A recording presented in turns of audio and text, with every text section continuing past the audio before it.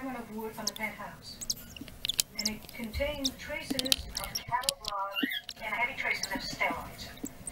I believe that whoever killed Detective Archuleta had recently been in a slaughterhouse. Slaughterhouse? That's where I lost keys the first time, Lieutenant. Yeah, that's what we're finding. Take the Metro Long Beach line. I'll pick you up at the Grand Station in an hour. Just because you don't see keys before it doesn't mean they're not around.